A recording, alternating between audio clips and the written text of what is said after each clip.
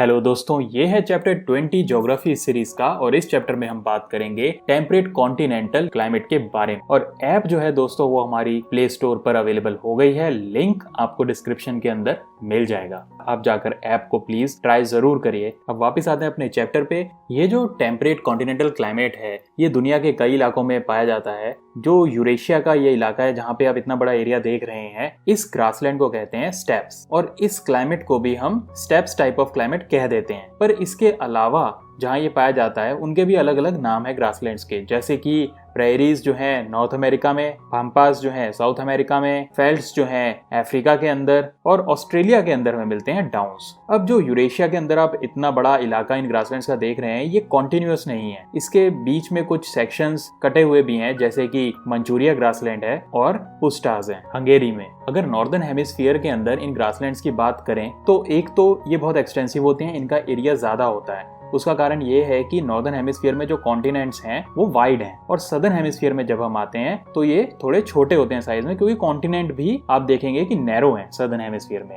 दूसरी चीज, northern hemisphere के अंदर इनकी कॉन्टिनेंटैलिटी बहुत ज्यादा होती है, यानी ये समुद्र से दूर पाए जाते हैं, और समुद्र से दूर पाए जाने के कारण इनके क्लाइमेट में बदलाव आता है, एक्सट्रीम टाइप ऑफ क्लाइमेट हमें देखने को मिलता है। उसके उलट सदर्न हेमिस्फीयर के अंदर आप देखेंगे कि ये समुद्र के ज्यादा पास है, तो उसके कारण समुद्र का कुछ इफेक्ट आ जाता है क्लाइमेट के ऊपर। इस चीज को एग्जाम्पल से समझ लेते हैं। जैसे नॉर्दर्न हेमिस्फीयर के अंदर अगर हम देखें तो जो समर्स हैं वो बहुत वार्म होती हैं, टेम्परेचर हाई रहता है। हम नॉर्दर्न हेमिस्फीयर में कनाडा की एक सिटी उठाते हैं विनीपेग, तो आप देख सकते हैं कि गर्मियों के अंदर टेम्परेचर जो है हाई रहता है और सर्दियों के अंदर जो है टेम्परेचर काफी लो रहता है, जो कि फ्रीजिंग पॉइंट से काफी नीचे चला जाता है। -20 डिग्री सेल्सियस का टेम्परेचर तक हमें देखने को मिलता है जनवरी में। इसके उलट अगर हम सदर्न हेमिस्फीयर की एक सिटी उठाते हैं प्रेटोरिया साउथ अफ्रीका में, तब वहां की गर्मियों में टेम्परेचर हाई रहता है और विंटर्स में लो रहता है, लेकिन जो डिफरेंस है, जो एनुअल रेंज ऑफ टेम्परेचर है मैक्सिमम और मिनिमम का एक साल के अंदर, वो सदर्न हेमिस्फीयर में कम होता है, क्योंकि एक्सट्रीम टेम्परेचर हमें सदर्न हेमिस्फीयर में कम देखने को मिलता है।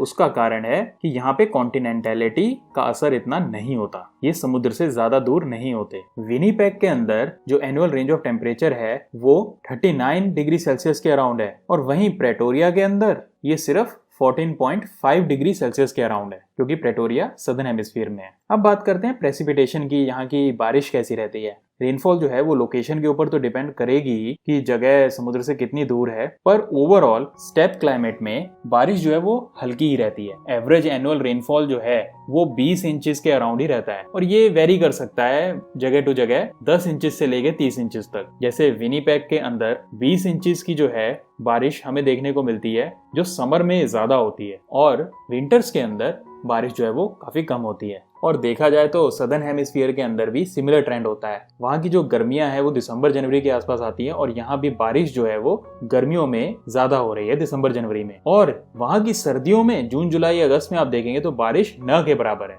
तो बारिश जो है वो गर्मियों के मौसम में ही देखने को ज्यादा मिलती है, लेकिन ओवरऑल बारिश जो है वो सदर्न हेमिस्फीयर में ज्यादा देखने को मिलती है, क्योंकि वही मैरीटाइम इन्फ्लुएंस के कारण, समुद्र के ये पास है एरिया, इसके कारण। अब बात करते हैं यहाँ की नेचुरल वेजिटेशन की। अब क्योंकि यहाँ पे ओवरऑल बारिश कम ही होती है, इसलिए ज्यादा पेड़ पौधे, घने पेड़ पौधे हमें देखने को नहीं मिलते हैं, ज्यादा हमें ग्रासेस ही देखने को मिलती हैं, तभी इन्हें ग्रासलैंड भी कहते हैं। जहाँ पे बारिश थोड़ी ज्यादा होती है, 20 इंच से ज्यादा होती है, वहाँ की ग्रासेस टॉल होती हैं, फ्रेश होती हैं, न्यूट्रिशियस होती हैं, उन्हें लॉन्ग प्रायरे ग्रास कहते हैं। और जहाँ पे बारिश कम होती है वहाँ की ग्रासेस की हाइट पे भी उसका असर हो जाता है। ऐसे इलाकों में short step type of grass हमें देखने को मिलती है, और ये ज्यादातर अंदरूनी इलाकों में जहाँ कॉन्टिनेंटैलिटी होती है वहाँ देखने को मिलती है। ग्रासेस यहाँ पे सिर्फ शॉर्ट ही नहीं, छोटी ही नहीं, वायरी भी होती हैं, और थोड़ी थोड़ी दूरी पे देखने को मिलती हैं। बीच में हमें सॉयल बिना किसी वेजिटेशन के देखने को मिल जाता है। ऐसे इलाके फार्मिंग के लिए ज्यादा अच्छे नहीं होते, और यहाँ पे रेंचिंग ज्यादा प्रैक्टिस की जाती है। रेंचिंग का मतलब होता है ऐसा फार्म जहाँ पे मवेशियों को पाला जाता है, गाय, भैंस, भेड़, बकरियां, इनको पाला जाता है। ये जो स्टेप ग्रासेस होती हैं ये पूरे साल एक जैसी नहीं रहती। जब तो बारिश होती है तब ये हरी भरी हो जाती हैं। जब लेट स्प्रिंग में और अर्ली समर में बारिश होती है तो उससे इनकी ग्रोथ बढ़िया होती है, और जानवरों को चरने के लिए भी अच्छा चारा मिल जाता है। लेकिन जैसे जैसे गर्मी बढ़ती है समर के अंदर तो इवेपोरेशन होती है और जो घास है वो सूख जाती है, लेकिन जो इनकी जड़ें हैं वो जिंदा रहती हैं डोरमेंट कंडीशन में। वो पूरी सर्दियों को इसी तरह काटती हैं और फिर जब दोबारा से स्प्रिंग आती है तो उसके बाद ये साइकिल रिपीट होती है, वो फिर से हरी हो जाती है। अब बात करते हैं यहाँ के इलाकों की इकोनॉमिक डेवलपमेंट की। एक समय था कुछ सेंचुरीज पहले जब यहाँ पे चारा खाने वाले चरने वाले जानवरों का राज था इन इलाकों में। जैसे बाइसन्स मिलते थे प्रायरेस के अंदर और बफेलोस जो थे वो पंपास में घूमते हुए मिलते थे। कई यहाँ के सेमी नोमैडिक खानाबदोश टाइप की ट्राइब्स भी थी, किर्गिज थी जैसे एशियाटिक स्टेप्स में। रेड इंडियंस मिलते थे नॉर्थ अमेरिका के अंदर जो मोस्टली हंटर्स होते थे, एक जगह से दूसरी जगह घूमते थे, बाइसन्स का शिकार करते थे।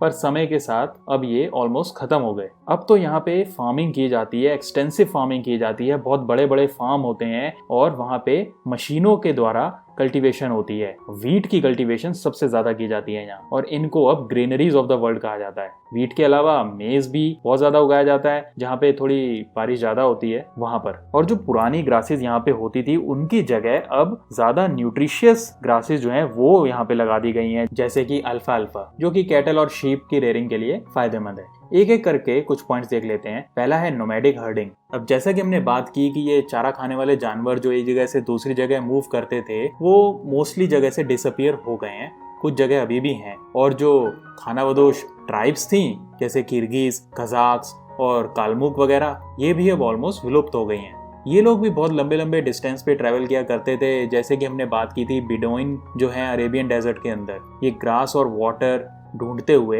अपने जानवरों के लिए काफी डिस्टेंस ट्रेवल कर जाते थे।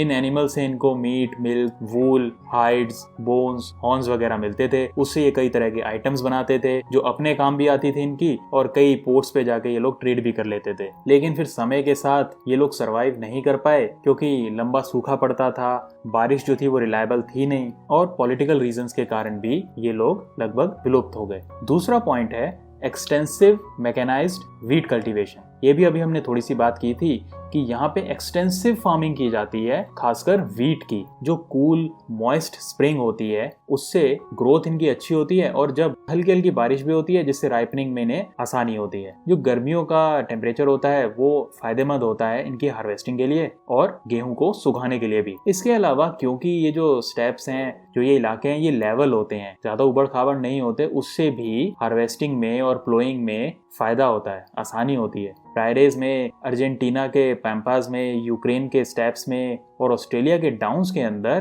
कंबाइन हार्वेस्टर्स का इस्तेमाल किया जाता है जो कि रीपिंग, थ्रेशिंग, विनोइंग और फिर सैकिंग जो है ग्रेन्स की वो एक साथ कर देते हैं। लेकिन इस एक्सटेंसिव फार्मिंग का एक नुकसान भी है कि जो यील्ड है वो कम होती है। प्रति एकड़ जो हमें वीट मिलता है वो एक्सटेंसिव फार्मिंग में कम मिलता है। इसका कंपैरिजन अगर हम इंटेंसिव फार्मिंग से करें जैसे कि यूके, डेनमार्क, नेदरलैंड और हमारे देश में भी होती है, उसमें यील्ड ज्यादा होती है। पर क्योंकि एक्सटेंसिव फार्मिंग में फार्म इतने बड़े होते हैं तो अगर यील्ड कम भी हो तो ओवरऑल प्रोडक्शन जो है वो इनका काफी ज्यादा ही होता है। तो अगर हम यील्ड पर मैन निकालें, पर आदमी अगर हम कैलकुलेट करें तो ये लोग ऊपर ही रहते हैं क्योंकि ओवरऑल प्रोडक्शन इनकी ज्यादा है क्योंकि एरिया बहुत ज्यादा है। वीट जो होती है वो भी दो तरह की होती है। एक होती है विंटर वीट या फिर हार्ड वीट। पूरी दुनिया की 3/4 वीट की प्रोडक्शन है वो विंटर वीट की ही होती है जो कि विंटर और लेट ऑटम में बीजी जाती है। इस हार्ड वीट के अंदर जो मॉइस्चर होता है वो कम होता है और ये हॉट सनी वेदर के अंदर पकती है, राइपनिंग होती है इसकी। ये ब्रेड मेकिंग के लिए बहुत अच्छी होती है। लेकिन अगर हम पोल्स की तरफ मूव करते हैं तो जो विंटर का टेम्परेचर है वो बहुत ज्यादा ठंडा होता है इस तरह की वीट को उगाने के लिए। तो वहां पे स्प्रिंग वीट उगाई जाती है जो कि सॉफ्ट वीट होती है। ये वाली वीट जो है वो केक्स और बिस्किट्स बनाने के लिए ज्यादा अच्छी होती है। नॉर्थ अमेरिका के अंदर ग्रेट लेक से नीचे के इलाके की बात करें तो वहां पे विंटर वीट ज्यादा उगाई जाती है। और अगर कैनेडियन प्रायरे की बात करें अल्बर्टा वगैरह के इलाके में, क्योंकि वहां ठंड ज्यादा होती है तो वहां पे स्प्रिंग वीट ज्यादा उगाई जाती है। तीसरा पॉइंट है वो है पेस्टोरल फार्मिंग। जब सेटलर्स यहाँ नए नए आए थे तो उनके डोमेस्टिकेट करने के लिए जानवर जो थे वो यहाँ पे कम थे, लेकिन जो नेचुरल कंडीशंस थी वो एनिमल फार्मिंग के लिए अच्छी थी, तो इसलिए कैटल, शीप, पिग्स, हॉर्सेस वगैरह को यहाँ पे इंट्रोड्यूस करा दिया गया और वो काफी सक्सेसफुल रही पॉलिसी। बाद में जब रेफ्रिजरेटेड शिप्स वगैरह डेवलप हो गई तो ये पॉसिबल हो गया कि सामान को हम दूर तक भेज सकें बिना खराब हुए। तो यहाँ से काफी क्वांटिटीज के अंदर बीफ, मटन, वूल, हाइड्स, मिल्क, बटर, चीज और दूसरे डेयरी प्रोडक्ट्स जो हैं वो एक्सपोर्ट किए जाने लगे। सदर्न हेमिस्फीयर में तो खासकर ये पॉलिसी काफी सक्सेसफुल रही। वहां पे तो जो ये पुरानी ग्रासेस थी, टफ ग्रासेस, उनकी जगह अल्फा उगा दी गई और यहाँ की कैटल को भी ज्यादा प्रोडक्शन वाली ब्रीड से रिप्लेस कर दिया गया। पैम्पास के जो इलाके हैं वो इतने ज्यादा पेस्टोरल इंडस्ट्री में सक्सेसफुल हुए कि दुनिया के लीडिंग एक्सपोर्टर हो गए बीफ के। इसी तरह काफी ज्यादा बीफ प्रोड्यूस की जाती है ग्रेट प्लेन्स ऑफ यूएसए में भी। दूसरी तरफ ऑस्ट्रेलिया जो है वो दुनिया का लीडिंग एक्सपोर्टर बन गया वूल का, और यूरेशियन स्टेप्स में भी काफी एम्फेसिस दिया गया एनिमल्स की रैंचिंग के ऊपर मीट प्रोडक्शन के लिए। इस चैप्टर में इतना ही। उम्मीद है आपको ये वीडियो पसंद आया होगा। वीडियो को लाइक और शेयर जरूर करें और कमेंट्स में हमें जरूर बताएं। मिलते हैं अगले वीडियो में। धन्यवाद।